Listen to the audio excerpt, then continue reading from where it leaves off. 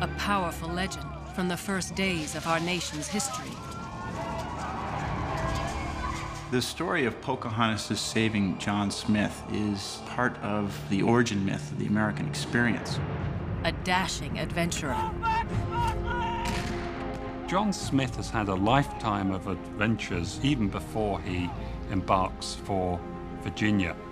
An extraordinary young girl. Pocahontas was a special kind of person. Bold, vivacious, obviously very, very smart.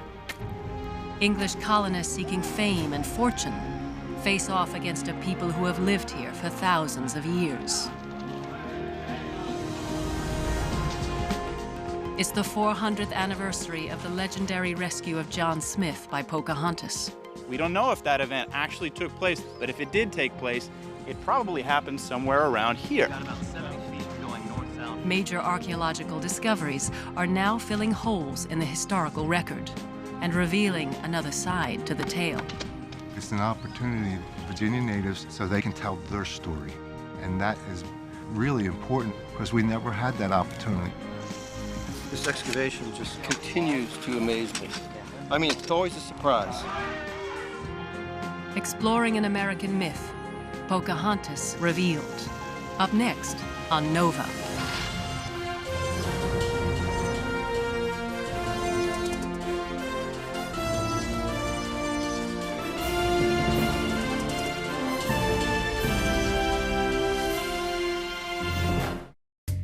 Captain Smith and Pocahontas had a very mad affair. The name Pocahontas is recognized almost everywhere around the world. She said, Daddy, oh, don't you dare get me. Her story has been told over and over in paintings and plays, movies, novels, comic books, and advertisements. It's an interracial love story, a tale of love at first sight. A young Native American woman risks her own life to save that of an Englishman named John Smith. Thanks to the devotion of Pocahontas, Smith and his colony at Jamestown survive. More English come. The colony prospers. Jamestown is the first successful English settlement in the New World, the birthplace of what will become the United States of America. It's a powerful story, but how much of it is true?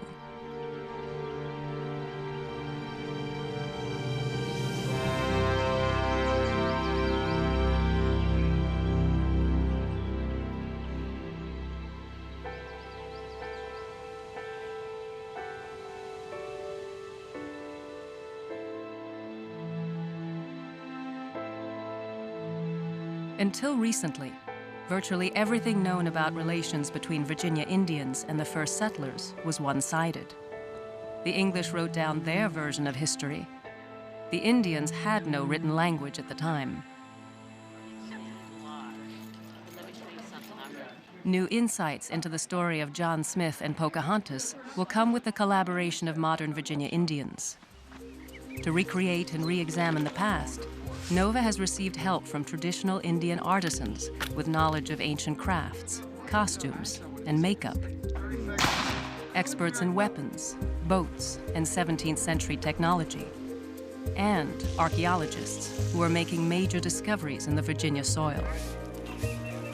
The first step is finding the places where the legendary events took place 400 years ago.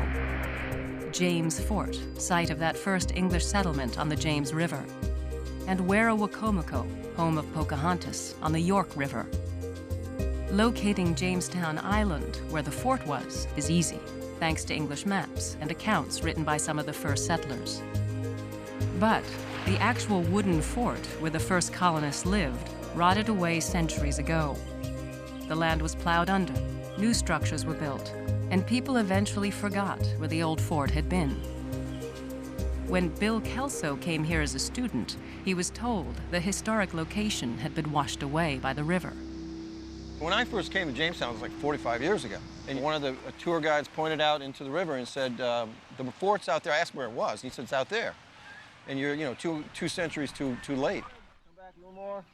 In 1994, after becoming an archaeologist, Bill Kelso returned to the site and began to dig. We right away began to find things. clay pipe stems and pieces of pottery that I knew were old enough to be James Fort period. Contrary to what other experts claimed, only one corner of the triangular fort had eroded into the James River. To find 87% of the footprint of the fort that was talked about and known, the place where legendary people were walking around. We were walking around here, right here. You know, we know that.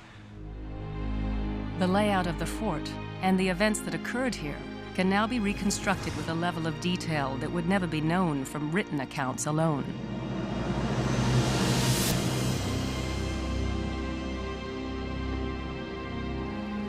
The most famous and colorful accounts of Jamestown's earliest days were written by John Smith. He and just over 100 other Englishmen, no women, arrived on 3 small ships in May of 1607. Smith was only 27 years old. He had been born into a family of middle-class farmers. John Smith fits the mold of a classic adventurer. He decides that neither farming nor becoming a merchant is for him, and he takes up soldiering. He goes first to the Netherlands and France, and then in subsequent years he finds himself fighting in Eastern Europe against the Turks. He's captured in Russia, he's enslaved, he walks several thousand miles through Russia to escape. So John Smith has had a lifetime of adventures even before he embarks for Virginia. The English knew from previous explorations that they would not be alone in America. Smith later published his accounts of the earliest encounters.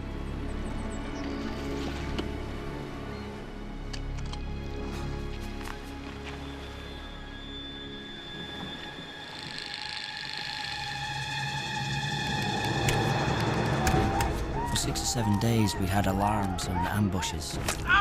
A boy was slain in the pinnace.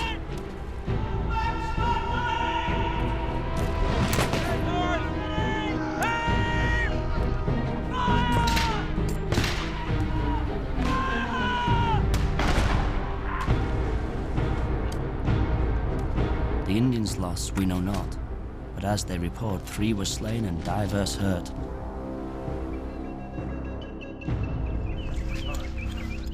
Bill Kelso and his team use the eyewitness accounts to help them interpret what they find in the ground.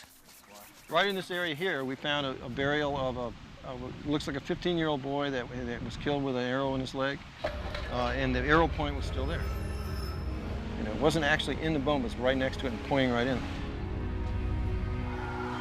That was pretty poignant because the first attack of the Indians that's recorded, they say a boy was killed. Could be him. The excavations at Jamestown are sponsored by the Association for the Preservation of Virginia Antiquities. Of course, we count every nail. We sort out the nails with heads and the nails without. In over 12 years of work, archaeologists here have uncovered more than 1 million artifacts, making this one of the most significant archaeological digs ever conducted in North America.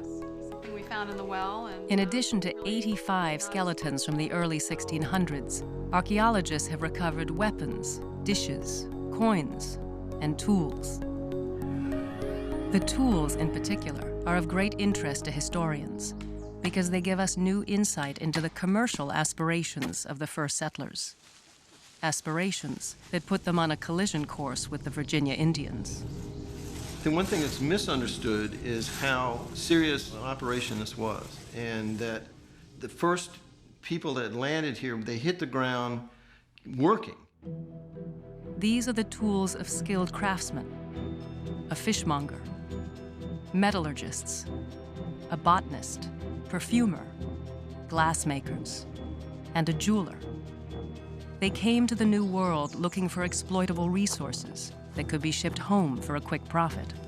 They're backed by a company who has investors and they want to make money, and they want to make it fast.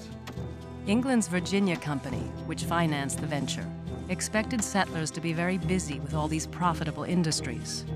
So busy that they didn't want to waste too much time on agriculture. Rather than grow their food, they planned to buy most of it from the Indians, using what they called trinkets. Kelso's team finds piles of beads, bells, and scraps of copper brought for trade. Right, here's the last of these. The English had heard from survivors of Roanoke, the earlier failed English colony 140 miles south, that Indians would give large amounts of food in exchange for these inexpensive items, especially copper. The English knew that native people wanted to trade in copper, that they would trade not only in intact copper items, such as kettles and the like, but in scraps of copper, or pieces of copper rolled into beads. And so the English came prepared, ready to trade their copper for native corn. But 4 months after arriving, the Englishmen have made more enemies among their new neighbors than friends. Trade with the Indians has been sporadic, and the meager stores of food they brought with them are gone. William, up! He that shall not work shall not eat.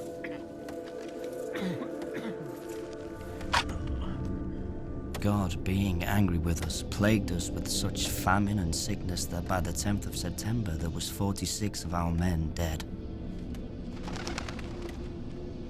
John Smith was a man of action. He was confident enough to seize leadership when he saw moments of crisis. John Smith began to explore further inland, seeking out Indians willing to provide food to the colony. These explorations will lead him to Pocahontas. He wrote about what happened next in 3 widely read books. On the upper reaches of the Chickahominy River, Smith went ashore with an Indian guide.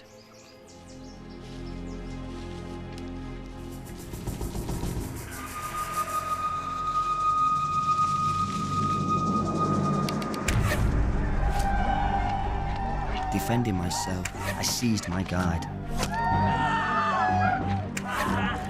I was struck in the leg with an arrow, but without harm.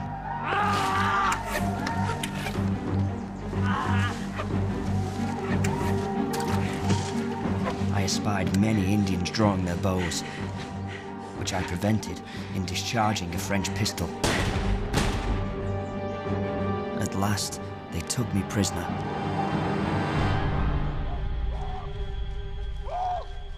A month those barbarians kept me. Many strange triumphs and conjurations they made of me.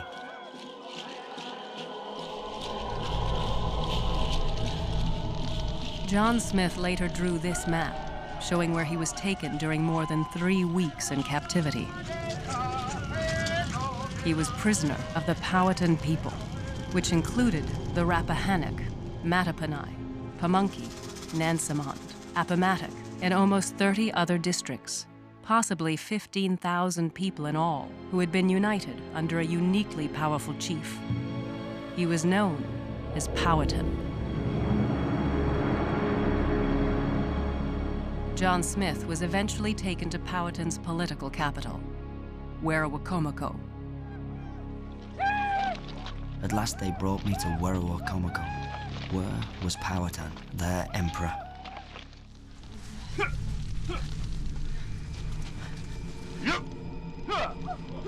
Before a fire upon a seat like a bedstead he sat, covered with a great robe made of raccoon skins. Powhatan had such a grave and majestical countenance as drew me into admiration to see such state in a naked savage.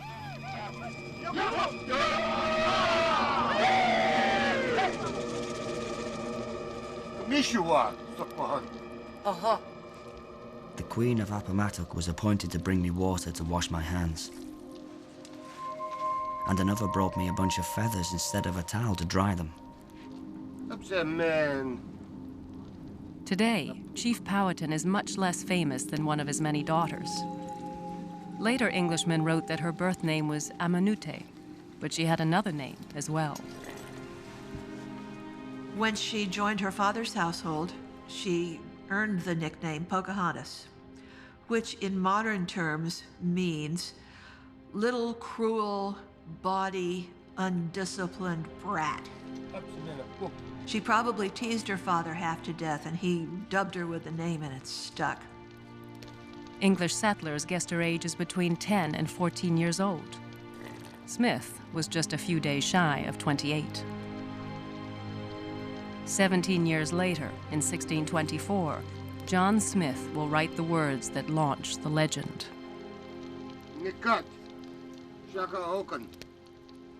Having feasted me after their best barbarous manner they could, the great stone was brought before Powhatan. Then as many as could laid hands on me, dragged me to it, and thereon laid my head. And being ready with their clubs to beat out my brains, Pocahontas, the king's dearest daughter,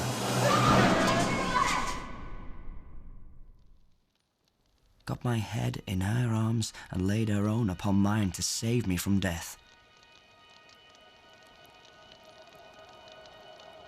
Many have imagined that Pocahontas acted on a romantic impulse. But how can we know if this event took place as Smith described?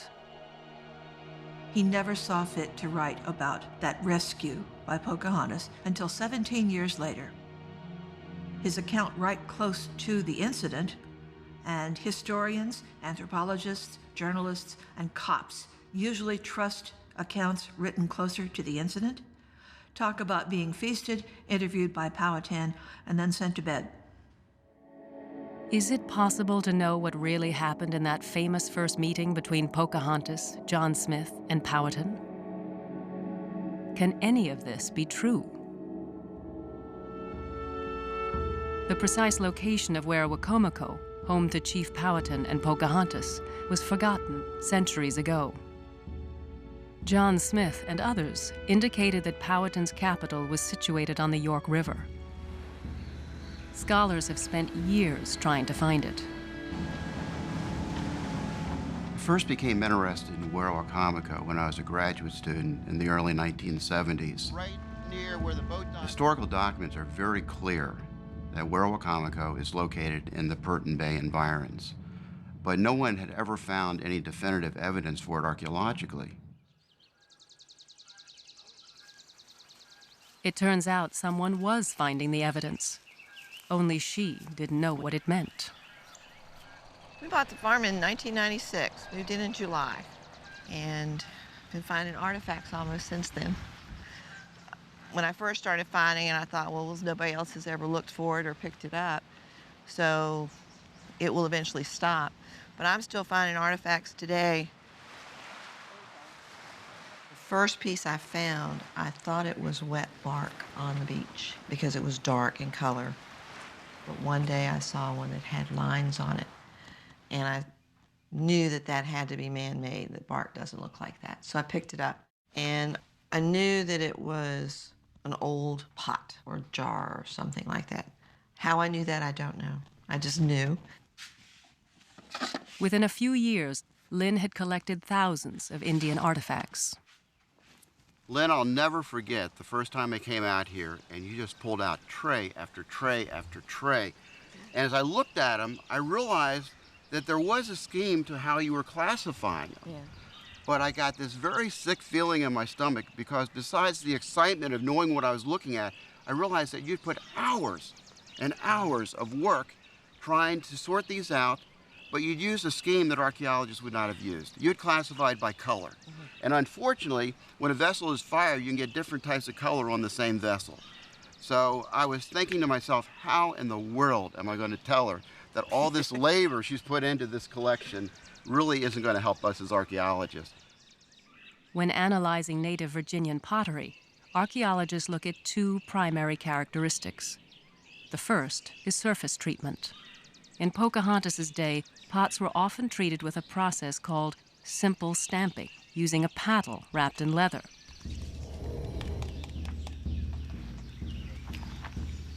I'm using this paddle to put designs on it, on the pottery.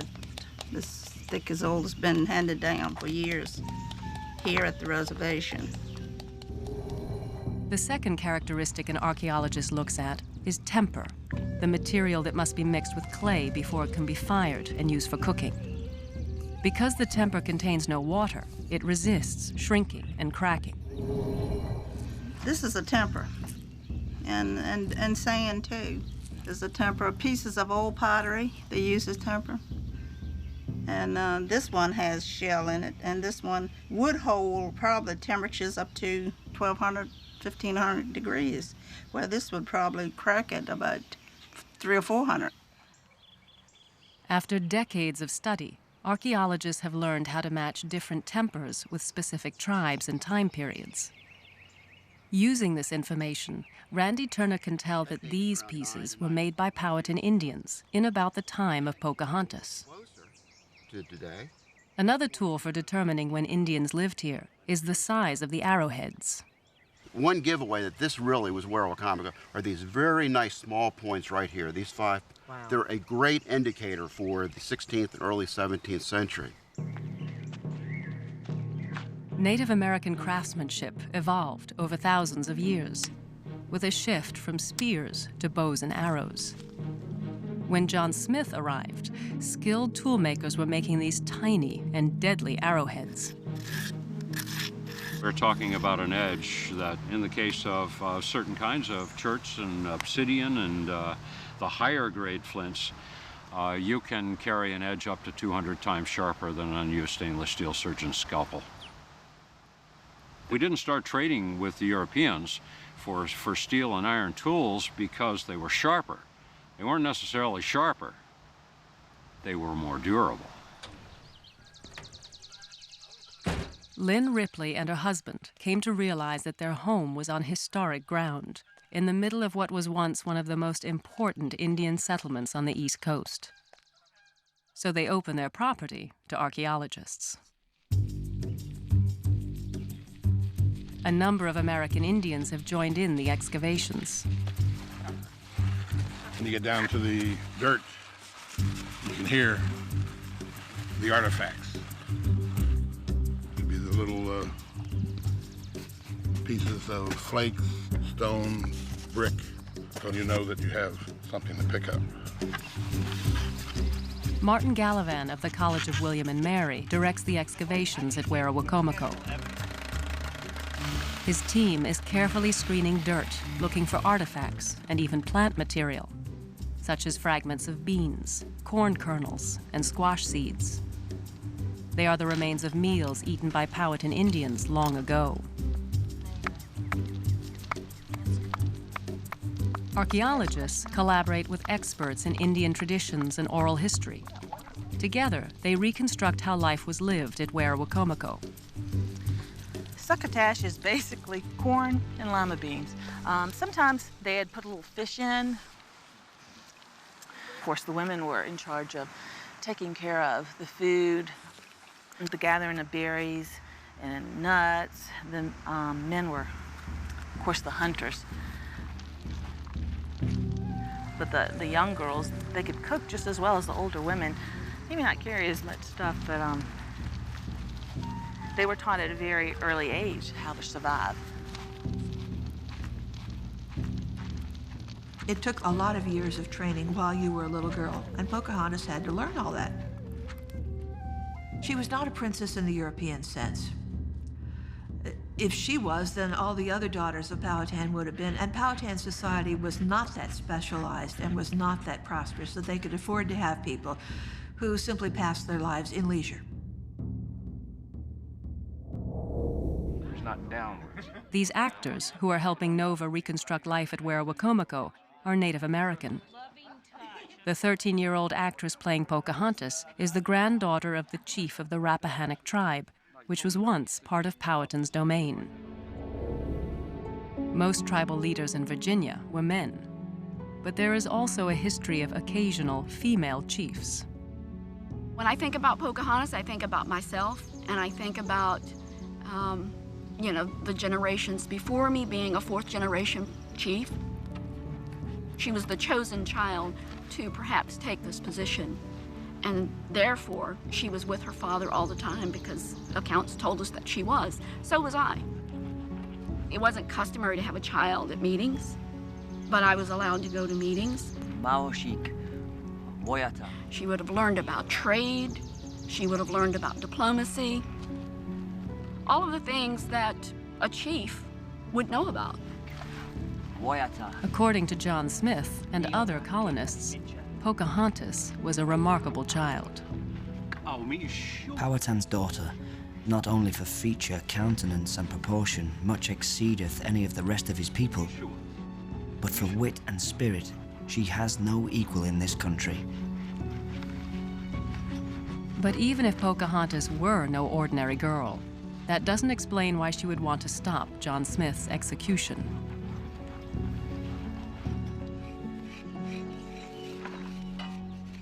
An important goal here at Werowocomoco is to find Powhatan's longhouse, the building where Pocahontas' father summoned the captive John Smith.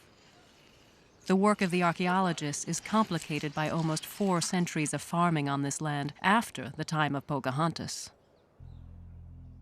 Plows have churned up the top foot of soil hundreds of times.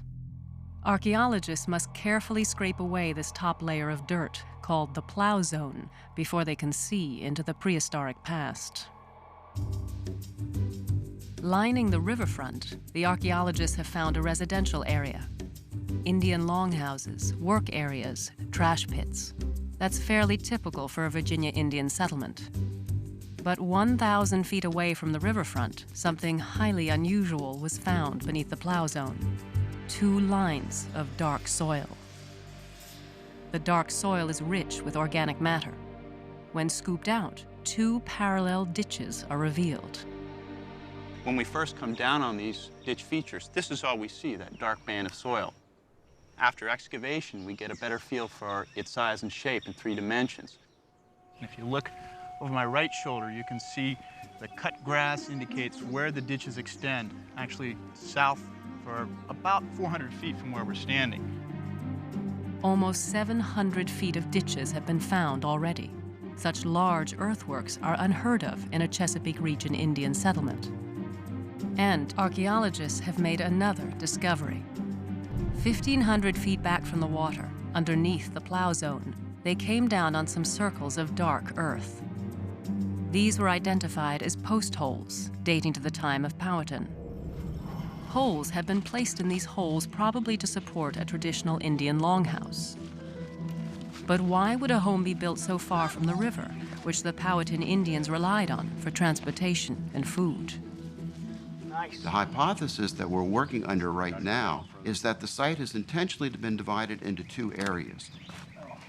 One is a secular area down by the waterfront, typical of a normal village. And then to the east of these ditches is an area of more restricted access, or perhaps even of a sacred nature. English documents indicate that one Indian did live far away from the river. John Smith describes Powhatan's house as being 30 score from the riverfront. Now, a score is 20. We're guessing that he was referring to paces, so 30 score would be 600 paces from the riverfront. Now, we don't know exactly where he was starting from, and we're not even actually sure where the riverfront was in 1607, but it was probably fairly close to the current shoreline. We've lost a bit of the shoreline to erosion, but not too terribly much. So this should be an interesting experiment. 1, 2, 3, 4, 5, 6, 7, 8, 9, 10, 11, 12, 13. Okay, right now we're at 470. We actually have identified an entrance in the earthworks right where I'm standing right now. So this may have been where people entered the sacred area of the site, the ceremonial area of the site, where certain important events happened in the early 17th century. John Smith never mentioned any ditches in his writings, but he may have drawn a picture of them. This is the map showing where John Smith was taken while in captivity. The location of Werowocomoco is marked with a symbol that has puzzled many historians. It looks like 2 Ds, one inside the other. We are working on the hypothesis that John Smith depicted the ditches that he saw on the ground while he visited Werowocomoco as best he could. Archaeologists have found the ditches making a sharp turn away from the river. Future excavations will determine if they continue in the shape of a giant D. Martin's experiment takes him to a spot within this hypothetical D-shaped sacred area, right to where the line of post molds was discovered. 581. Not 600, but darn close. All the indications from this little experiment are that we're probably digging in the right place to find Powhatan's house.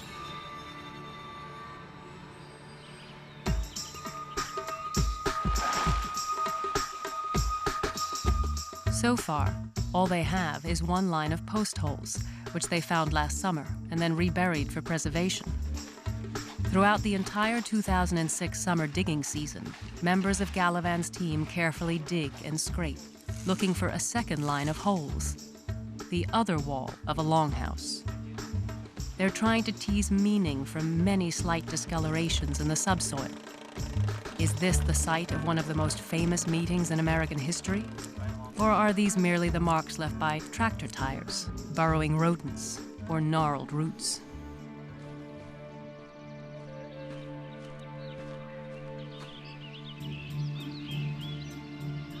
There are now only 2 days left in the summer field school. And then excavated each of the molds that he saw at the base. They found plenty of dark circles, but no complete longhouse. If they don't find it, it will be another year before they can try again. Hey, Martin. What you got? Found what may be the western wall to the longhouse, to the post that Brian found last year. We just found these posts in this unit, but they seem to extend towards the south and towards the north where Lauren's digging. How many posts do you have? It's about 15 so far. Okay. A typical Powhatan longhouse was about 15 to 30 feet long. We've got about 70 feet going north-south from where the back dirt pile is there all the way back down to here. That's about 60 feet. Oh, wow, okay. We're getting close to having one of the largest longhouse structures ever identified in the Chesapeake region. 15 feet wide, 60 to 70 feet long, early 17th century, so this is fantastic. It is a remarkable structure. It dates to the colonial period, and it's big. Hey, Chef. Another crucial piece of evidence links this part of Werowocomoco to John Smith and to his famous meeting with Powhatan. Copper.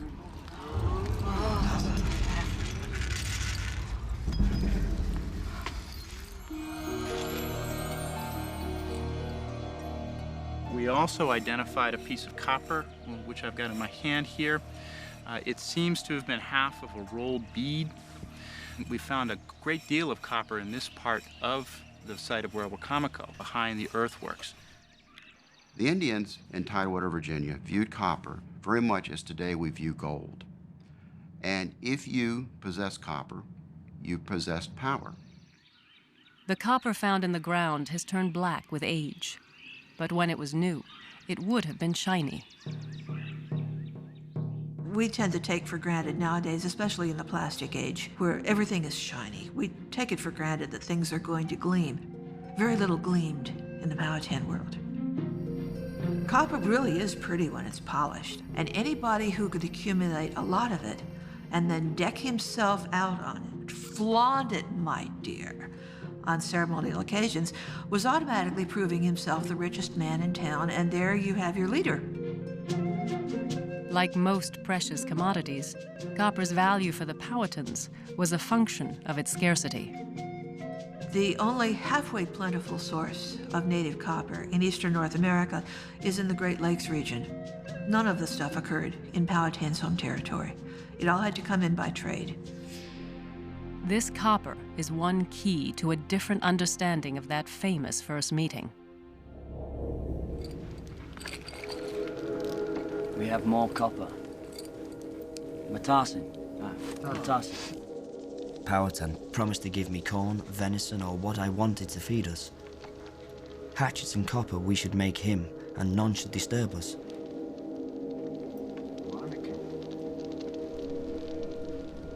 The English had brought copper across the ocean to trade to the Indians for food. The archaeologists needed to confirm that the copper found at Werowocomoco was not Native American copper, but English copper brought by the colonists.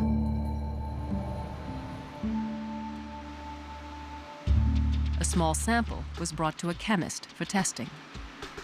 What we're going to try to do is figure out the chemical composition.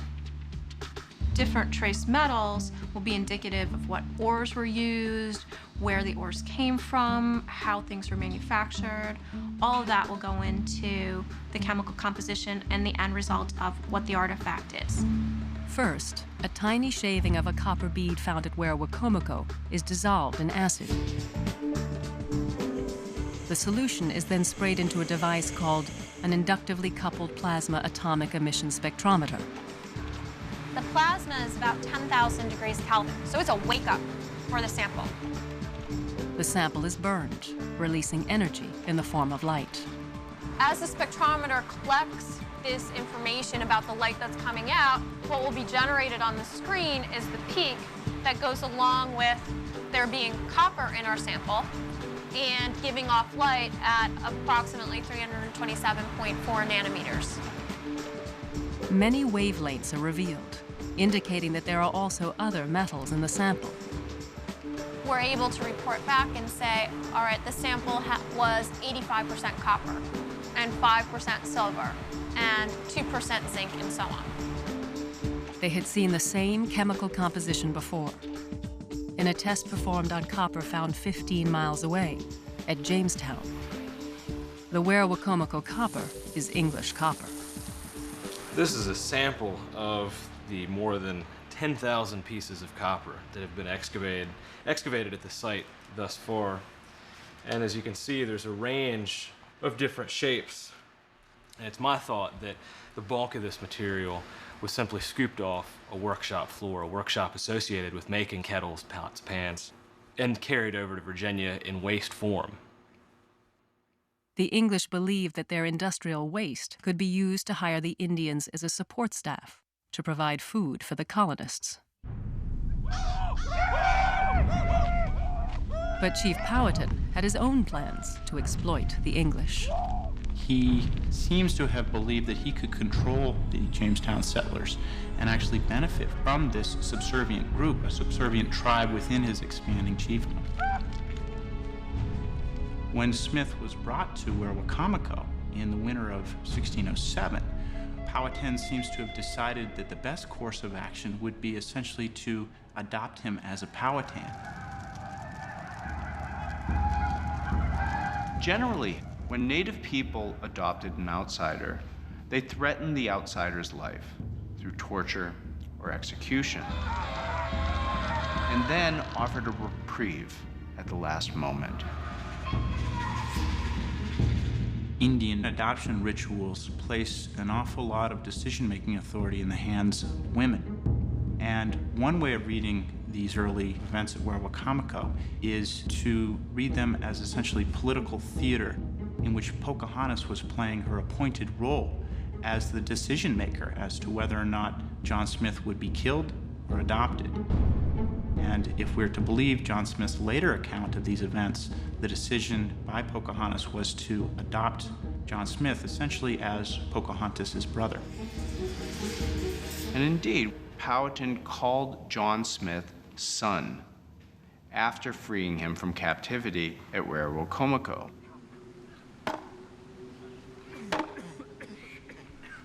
After his month in captivity, John Smith returned to find Jamestown on the verge of collapse. Of the original 104 Englishmen, there were now only 38 sick and hungry men. Make ready! Stand down, men. Luckily for them, John Smith's newly adopted family came to the rescue. Give it to me. Such was the weakness of this poor commonwealth, as had the savages not fed us, we directly had starved. And this relief was commonly brought to us by this lady, Pocahontas.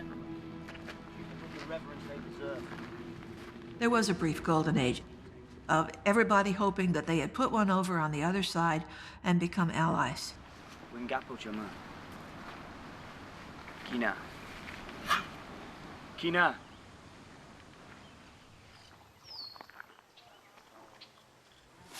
Recent excavations at Jamestown provide a surprising look at this time of peace. I think that there were Indians in that fort, a lot more visible than anyone's ever known before. And what we're finding archaeologically is this tremendous amount of Virginia Indian material, ranging from far and wide in Virginia. Lots of arrow points and knife blades are made of stone, Indian-made beads, pottery. Excavations indicate that Indians did more than simply deliver food. Some stayed for a while. They have found evidence of women's activities, Indian women's activities, in the English fort at Jamestown Island. Native people who allied with a foreign group would have expected intermarriage. I believe that sexual relationships were taking place between Englishmen at Jamestown and Native women. I'd like to thank you. The English never wrote about it, but Spaniards, who collected foreign intelligence about Jamestown, did. The Spanish said upwards of 50 marriages had taken place between the groups. We do know that there was a relationship between John Smith and Pocahontas. Was it romantic? Unlikely, but we can't be sure. Some colonists suspected that it might be romantic. Some prophetical spirit calculated I would have made myself a king by marrying Pocahontas, Powhatan's daughter.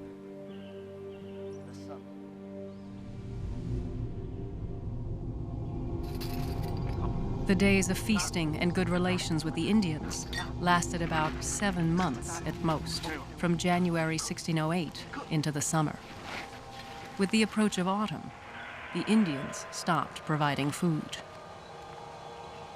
English people went around trying to buy corn from the Indian people, but the Indians didn't want to sell.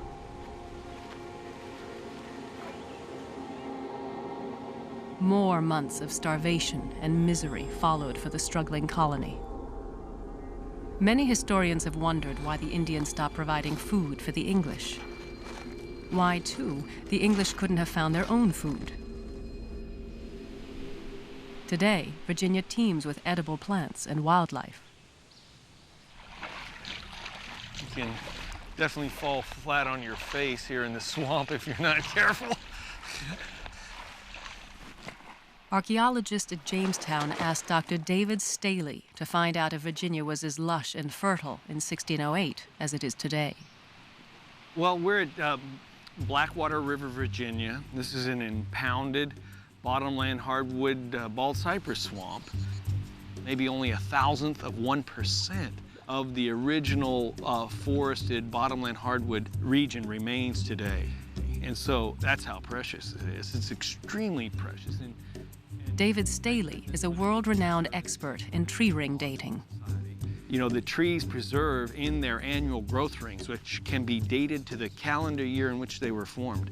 They preserve a natural archive of environmental history, if you will. They tell us about wet years and dry years.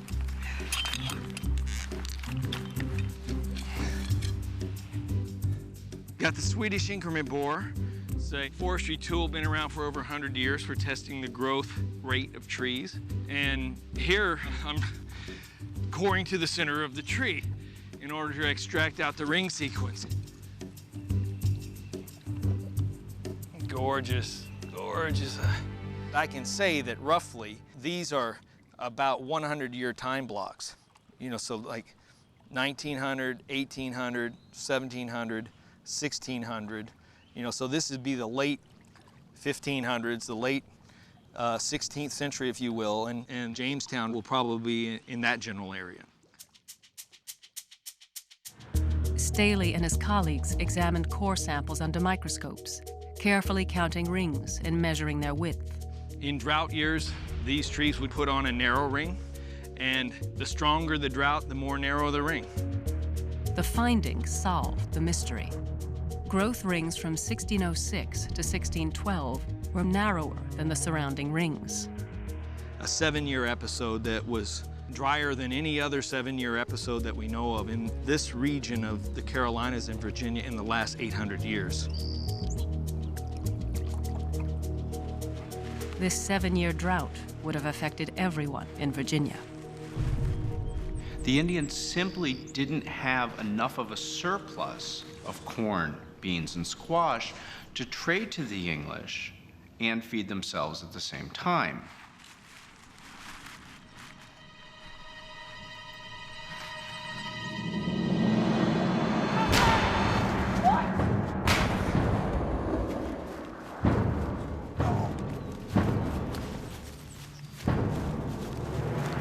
Smith's primary response is simply to take what he and the English wanted. The English then begin burning down Indian villages and shooting up Indian populations. What we have, in essence, are the beginning stages of a war.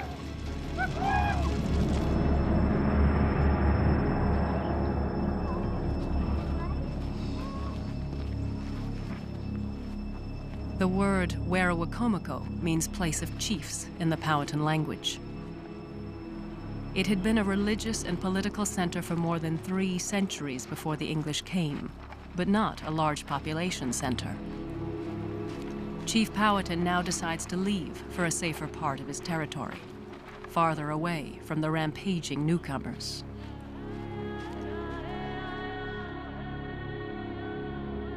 The English accounts are very clear that the site of Werowocomoco is abandoned in 1609. And indeed, it disappears after that. There are no other mentions of Werowocomoco. In the early fall of 1609, about 6 months after Powhatan moved his people away from the English, John Smith is badly burned in a gunpowder explosion. He is put on a ship to England. Pocahontas is not told that John Smith is injured. She's told that Smith is dead. Perhaps the settlers expected Smith to die of his wounds.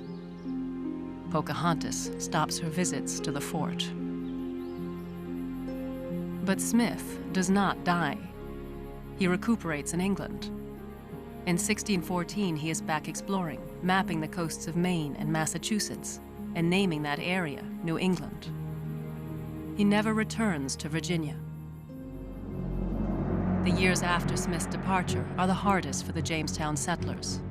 None of their early dreams of easy wealth pan out. But with resupply ships, reinforcements, and the end of the drought, their fortunes soon turn for the better. The colony grows. Throughout this period, there are continuing skirmishes with the Powhatans.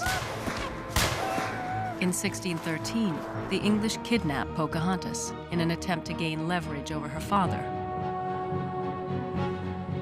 After a year in captivity, Pocahontas converts to Christianity, taking the name Rebecca. She marries a settler, John Rolfe. This marriage between members of the 2 warring parties marks the beginning of a temporary truce. In 1616, she is brought across the Atlantic Ocean with her husband and their year-old son. In London, she sits for a formal portrait, the only image we have of the real woman. She was an advertisement for what the Virginia Company was trying to do, which was to get more people to go to Virginia and settle. She was a living example of how the Indians could be redeemed and could become English. While in England, Pocahontas is surprised to learn that John Smith is still alive. After 8 years apart, they are finally reunited. After a modest salutation without any words, she turned about, obscured her face, as not seeming well contented. It crushed her not only that the English had been lying to her all along, but that John Smith, a man with whom she had a personal relationship of some sort or another, had done absolutely nothing to contact her father, who called Smith his son. But not long after, she began to talk, and remembered me well what courtesy she had done. Immediately she reminds him that We were supposed to be like family. We were responsible to one another. The implication is, do you know what has been happening back in Virginia to my people, by your people, since you left? The implication is, to John Smith, that he could have made a difference and did not.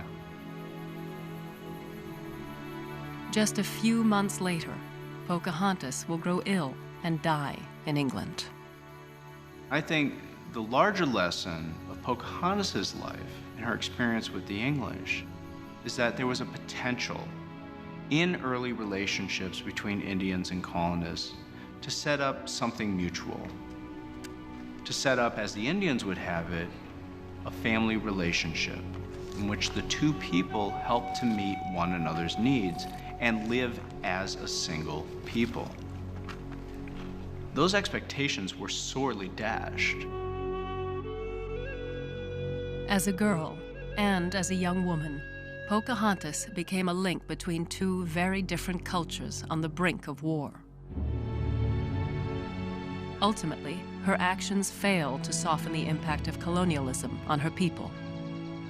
But 400 years later, she still offers hope of bringing cultures together as we explore this important place in our shared past. We knew that this place existed. We just didn't know geographically where it was. The place was a place of powerful worship for the Powhatan people. And now archaeology is proving that.